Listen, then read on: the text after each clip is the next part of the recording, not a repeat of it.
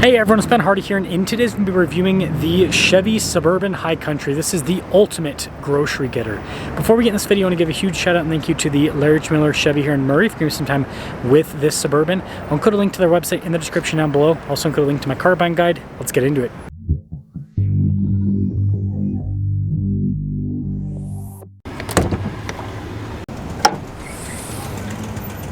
Under the hood, we have a 6.2 liter V8 that goes through a 10-speed automatic transmission. Fuel economy is 14 around town and then 18 on the highway. Power outputs 420 horsepower, 460 pound-feet of torque. Before we move forward with this review, I do want to mention if you want to see more videos just like this, then I recommend you subscribe because I post content every single day.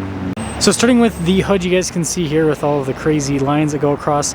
And then down below with the lights, I think that's also pretty sharp here on the new Suburban slash Tahoe. Look at that. Fun. You get this fancy grille here with the High Country package. Fog lights there at the bottom too. Tire wheel setup is 275 by 50 by 22 in the front and over in the rear. And you do get these fancier wheels here with the High Country as well. High Country badge there on the side. Suburban. You've got the power running boards. And being a Suburban, it is a big beast. This thing is bigger than full-size trucks back in the day. Now this leads us to the key fob. We have our lock and unlock function. You've got the remote start function, the opening for the hatch, and then the opening for the window. And when I say bigger than full-size trucks back in the day, it is bigger than actually some, excuse me, full-size trucks today are about the same size in length. This is for the third row to raise and lower it, so pretty straightforward setup. And then we also have some storage there. Also, I forgot to mention, second row you can just lower it down, but you can't raise it up automatically. But you can see there is so much storage. It is massive in the Suburban. This is why you get the Suburban. You can fit so much stuff here. And then with the third row folded down, you can fit even more. It is crazy, but then you got to drive it, right? Anyways, power hatch, pretty cool. And I like the new taillight design. It's smoked out, so it has like a cool kind of modern appearance to it. And then you guys can see all the exhaust tips there at the bottom, but there's the rest of the rear. Popping into the passenger cabin, we've got nice trim here on the door panel. You can see the wood trim up above. And then taking a look at the seats, see the cool brown perforations. That's nice. Everything's nicely labeled with the adjustments. High Country down below. Stepping in's easy. Got the grab handle too. Tons of legroom. Got a little storage pocket. Cup holders here. We've got heated seats, dual zone, or not dual zone climate, but climate for the rear, so tri-zone climate with this car. And then I like the armrests here. And then the back seats are really nice. You can see they don't have the perforations, but they still have the fancy stitching. You've got some cup holders there in the back as well as the little USB. You got the window in the rear. And you can comfortably fit adults back there, but kids are typically best. Also, they do get vents up top as well. Now this leads us up front where you can see we've got more of the soft touch trim with the wood trim. This comes with memory seats. Front two windows are automatic. The mirrors power fold in. They also have blind spot monitoring. And then we've got tons of storage with this. Both sound system's pretty solid. You can see here with the conventional towing 7900, payload 1423. High Country there on the seat. See all the trim down the center. All of our adjustments here on the side. Tons of controls here. So I guess steering wheel, you can see power adjustable. Trailer brake controls right next to that. These are the light controls, and then that's for your lane departure. You've got your parking assist, auto stop start parking sensors, hill descent, stability, 360 camera, drive line select. It does have a 2-speed transfer case as well as 4-wheel auto, and then this has the adjustable suspension so you can raise and lower the vehicle.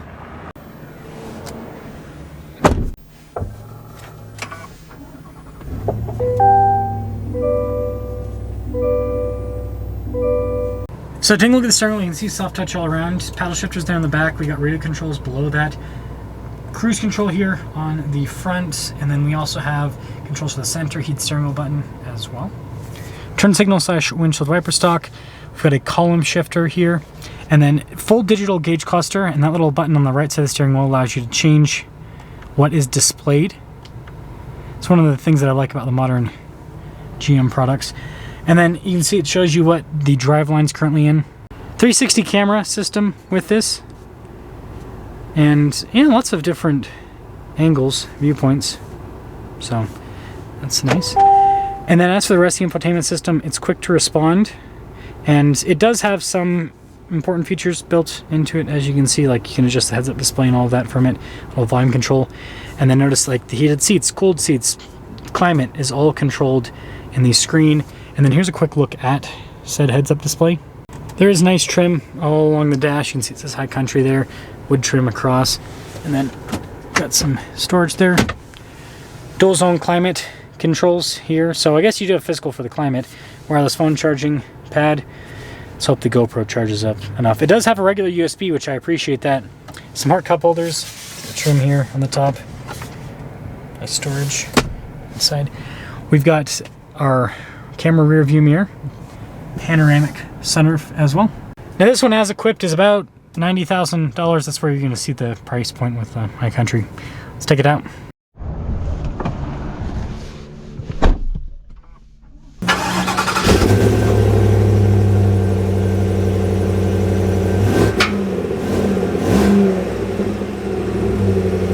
Well, let us set off in the High Country and let's hope that my GoPro battery will hold. I've discovered that my camera gear cannot handle what I can handle, apparently. I'm in like just a thin button-up shirt. That's what I always wear for reviews. It's in the 30s today. Oh, it's actually 40 now. And yeah, the batteries just, they can't hold up in the cold.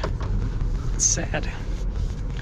I'm being overly cautious, by the way, with turning around, but this is still a big beast. I mean, this is basically an enclosed full-size pickup truck in terms of spacing. The modern Suburbans are so big. It's crazy. Yeah, I still don't think that's gonna... So, I mean, that's great for space, right? If you want to fit a lot of people and a lot of things, this can get the job done. But if you want to turn around in a parking lot, it takes some effort. And obviously, you know, once you get used to the dimensions of the vehicle and everything, it's a little bit less annoying, but it's still a bit of a process. And that's one of the reasons why I've actually switched out a lot of my vehicles to smaller sized vehicles. I used to drive full-size pickup trucks all the time, but I just got so sick of the parking them and finding parking spaces that fit and all that. Like, it was just an absolute pain in the butt. So yeah, I understand. Suspension's so comfortable. Now I will say, with the 6.2 V8 it's fast, and the air suspension helps out a massive amount. It's really floaty. It's a big difference if you have the air suspension or not with the new Tahoe or Suburban. Obviously, reliability of the system, that's one downside, potential downside to note. But man, is it comfortable. Yeah, this is such a... And you got independent front and rear suspension, still body on frame, but it's a yacht. Because of how big this thing is, it is a yacht. It's so nice. And the seats, they're still firm in normal Chevy fashion. Doesn't bother me. I know some people, it bothers them with how firm the seats are, but I think they're more than comfortable enough. And yeah, it just drives well. So Suburban High Country, this is the ultimate... Hopefully this doesn't offend anyone, but I'm in Utah, so we call vehicles like this MAVs, Mormon Assault Vehicle. Now, they don't call themselves Mormons anymore, and they call themselves Latter-day Saints. So if you ever interact with one, make sure you call them a Latter-day Saint to be respectful. But yeah, that's what we call these, Mormon Assault Vehicles, because it's the vehicle that you get if you've got 10 kids. And well, Utah drivers are not known for being particularly, and this is anyone that lives in Utah, they're not known for their driving skills. So people just crash into things randomly. So you got a big vehicle that crashes into stuff. There you go. But yeah, it's nice. You know, this is one of those vehicles that my wife and I, we haven't decided what third row vehicle we're going to end up buying, but this is one of the ones, not necessarily the new Suburban or Tahoe, but this is kind of one of the ones that's on our list. Maybe the previous generation. The one, like, and you know, Chevy, if you're watching this, my wife and I would buy one of these if it didn't have this. I'm dead serious. Like, I know for a lot of people this won't be a deal breaker, but for my wife and I personally, the whole screen situation, complete deal breaker.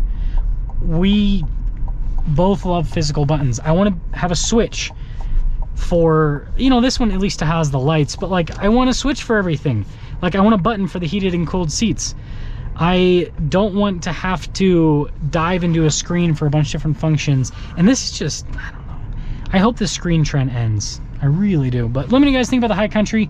Nice luxury 3-row family SUV that's also a truck. I mean, this really does it all. Like if you need to tow and you need to take people around, like it's hard to beat one of these Suburbans.